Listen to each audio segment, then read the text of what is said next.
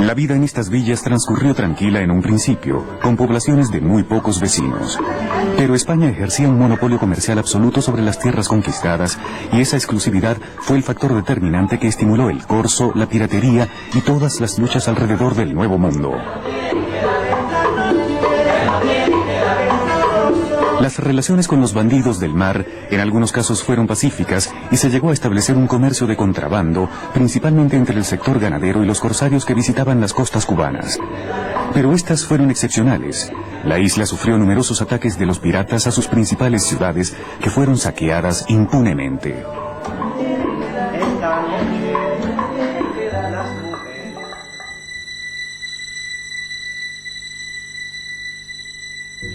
Con la conquista del Imperio Azteca por Hernán Cortés, que es cuando empieza a hacer su aparición real el oro y la plata en cantidades asombrosas, el corso y la piratería alcanzan su mayor auge, y La Habana durante siglo y medio sería cita obligada para el regreso de las flotas a España.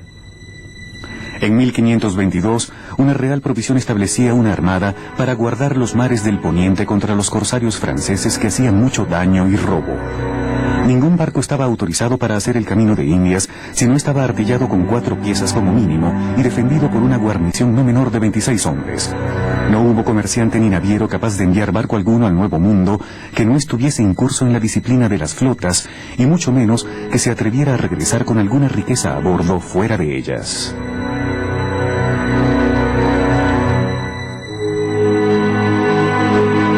Nacen entonces las leyendas de las 7 ciudades de Cíbola, el reino de El Dorado, la ciudad de los Césares. El oro de las Indias dejó de ser una fantasía para convertirse en una realidad.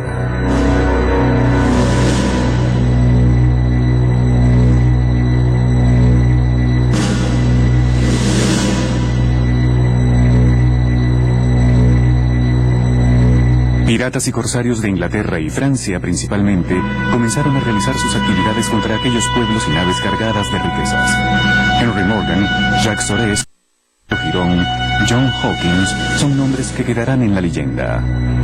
La historia de Cuba, como la de todo el Caribe en los siglos XVI y XVII, es trepidante. Las poblaciones costeras y puertos estratégicos fueron acosados constantemente desde el mar. Henry Morgan, quien luchó como marino inglés en las guerras entre Inglaterra y España, actuó después como pirata tomando Puerto Príncipe.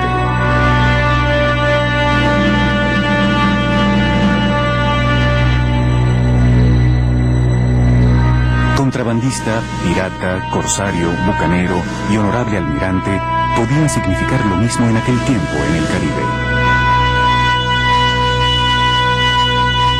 Pero sería Francis Drake, el más importante entre aquellos hombres de leyenda, perito como navegante, quien marcará incluso la imaginación de Lope de Vega, quien llegaría a escribir un poema cantando sus hazañas titulado Dragontea. Drake fue, en suma, el azote de las posesiones españolas, que no gozaron nunca de tranquilidad mientras él vivió.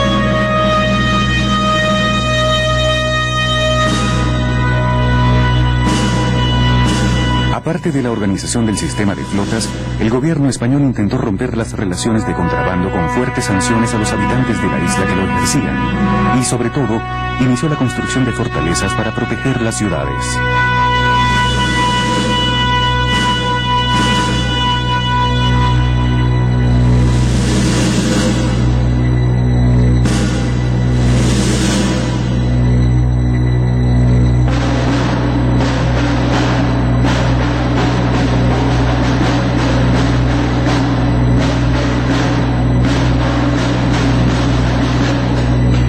El 6 de junio de 1762, la escuadra del conde de Albemarle se presentó en La Habana con 22 navíos de línea, 11 fragatas de guerra, 320 transportes y 14.000 soldados.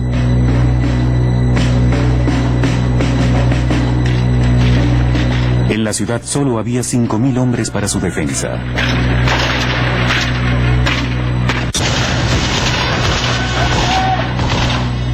Los ingleses tomaron La Habana, y en el período de 9 meses que duró la invasión, Sir William Keppel, su gobernador, estableció la libertad de comercio absoluta.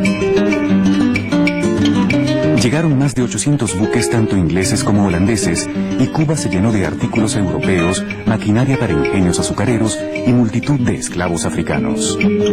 Después que vinieron los ingleses, todo cambió. Comenzó con la expansión de la producción azucarera en los últimos 20 años del siglo y también la expansión del comercio de esclavos de África hacia Cuba. En realidad, 11 de cada 12 esclavos que entraron en Cuba desde la conquista hasta el fin de la esclavitud, entraron en el último siglo de la esclavitud. El otro, de los 12, entró en más de 250 años previos. Esto quiere decir una esclavitud masiva en el siglo XIX. 1 millón de personas fueron traídas de África y también aproximadamente 125.000 chinos.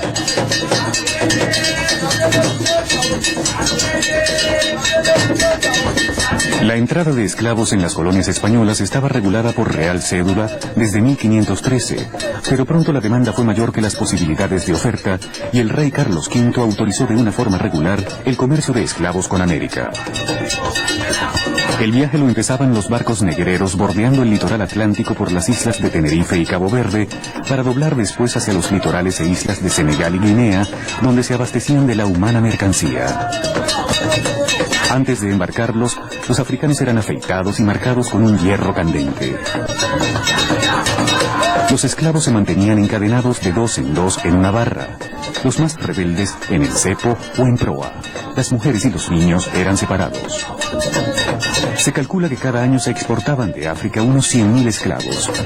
16.000 morían en la travesía, 30.000 al llegar a su destino. El padre Labat, dominico francés, enviado en 1693 como misionero a las Antillas, nos cuenta que muchos de ellos sentían la tierra natal tirarles tan de la raíz del corazón que con frecuencia recurrían al suicidio por creer que después de la muerte volverían a su país.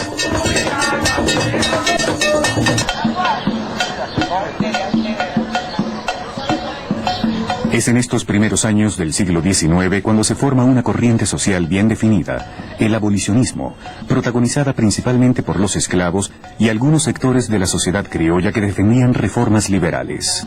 En 1844 se conformó una amplia conspiración de negros libres y esclavos, la llamada Conspiración de la Escalera.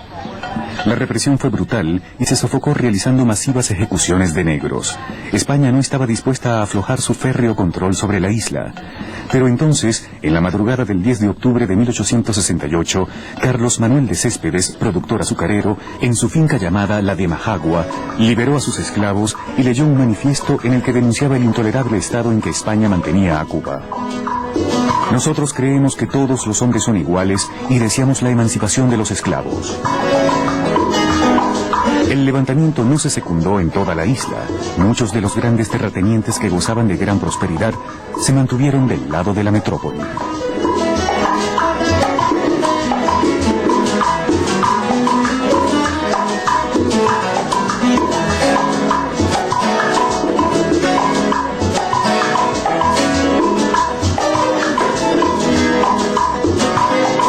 La abolición de la esclavitud estuvo unida a la idea de la independencia de Cuba, de tal modo que los que se habían alzado por una cosa se alzaron por la otra, y quedó así fijada la idea de una revolución en lo social junto con una revolución nacional.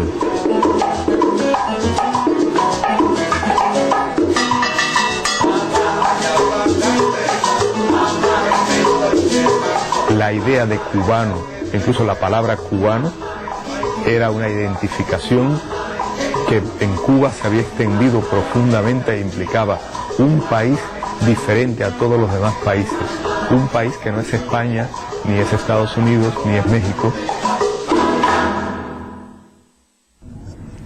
Disensiones internas y la falta de estrategia política facilitaron que el general Martínez Campos, enviado por España, consiguiera que la mayor parte de los dirigentes sublevados firmaran la Paz del Zanjón.